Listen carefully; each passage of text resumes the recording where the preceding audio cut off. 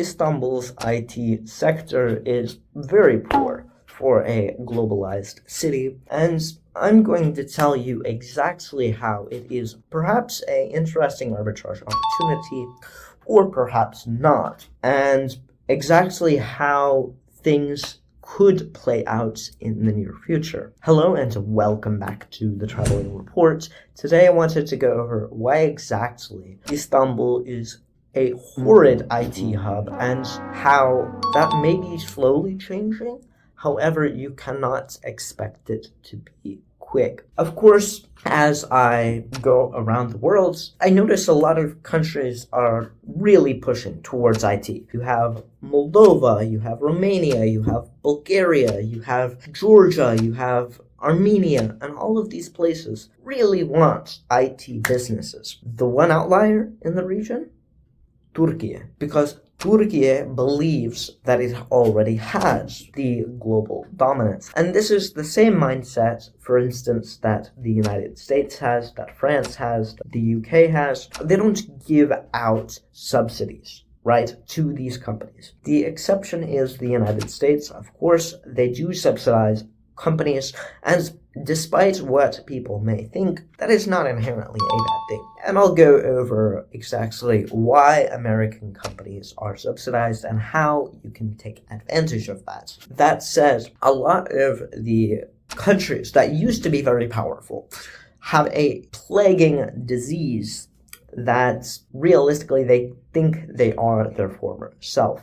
And they think they do not have to be competitive any longer. And so this creates a very unique situation in Turkey, where obviously you have Ottomanists, which are people that believe they should bring back the Ottoman Empire, trying to create what is realistically a very, suppose, Ottoman mentality of we are the best, we will always be the best, and this is why, because of the literature and the religion, and they're not really looking at what their strengths are, which are their population base. It is a massive country, about 85 million people, I believe. I'll put the population numbers up on screen. They are not realizing that they do have a lot of choke points for the global internet. They do not understand basically that they're offshoring a lot of their internet capacity. Greece,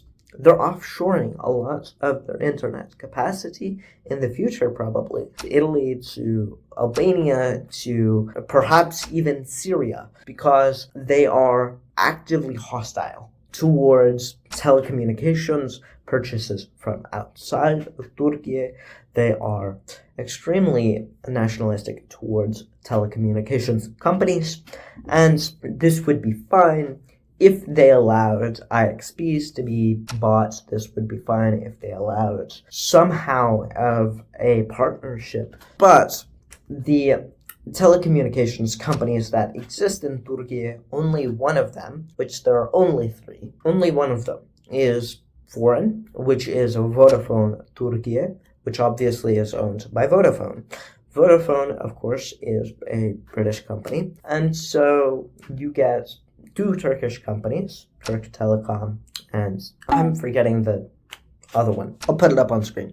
But essentially, you have three major telecommunications companies, and I apologize for the mishap on what I am saying. Of course, I will be honest, and if you appreciate that honesty, I would appreciate a subscription down below. I'm trying to achieve 1,000 subscribers by October 15th, so if you could help me towards that goal, I would appreciate that. That said, of course, with the telecommunications companies being national identity based, you have less incentive for them to innovate, you have less incentive for them to not take on debt, you have less incentive for them to create solid IT infrastructure, which of course then has a knock-on effect for all IT companies. And of course, you have a duopoly right next door, essentially anyway, with Georgia. You have a ton of competition in Bulgaria with A1, Yatel, several others. You have a ton of competition in Romania, you have a ton of competition in Greece. And so a lot of the countries that border Turkey are indeed competitive. Same in Armenia. Armenia is competitive. Iran is different because of sanctions, but essentially you have a bunch of countries that are extremely competitive from a telecommunications standpoint.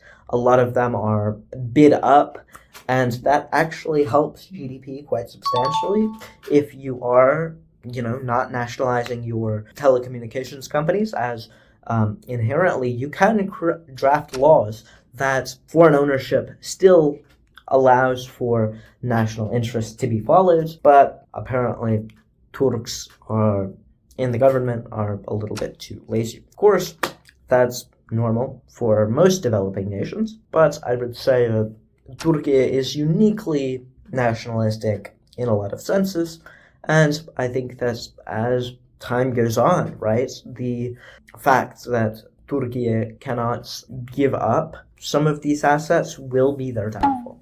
And of course, I will go over the Lira crisis and how the Lira crisis impacts the totality of Turkey. So if you want to watch that video in the near future, feel free to click subscribe. That said, of course, in Turkey, in a lot of these places, you have sort of a unique perspective of nationalism forcing its way into economics. And that's also what created the Lira crisis in the first place. So inherently, nationalism is killing Turkey's IT sector. And as time goes on, I believe that Turkey will continue to lag behind the region in IT throughput. That said, I could be wrong, and especially if opposition leaders are voted in, there will be a difference, right, in how IT is treated. And if that is the case, I believe that perhaps Turkey could very quickly pivot out of the nationalistic model, which would inherently create far more jobs, far more people trying to bid up telecommunications companies. And of course, if you are at all interested in following along in these updates, I would recommend you subscribe down below. If you are looking for one-on-one consulting going over how to find investments in telecommunications companies, or additionally any other company outside of telecommunications, or you are looking for on-the-ground research delivered directly to you, feel free to book a call, calendly.com/traveling report, and book a 15-minute call absolutely free. It's also down in the description down below.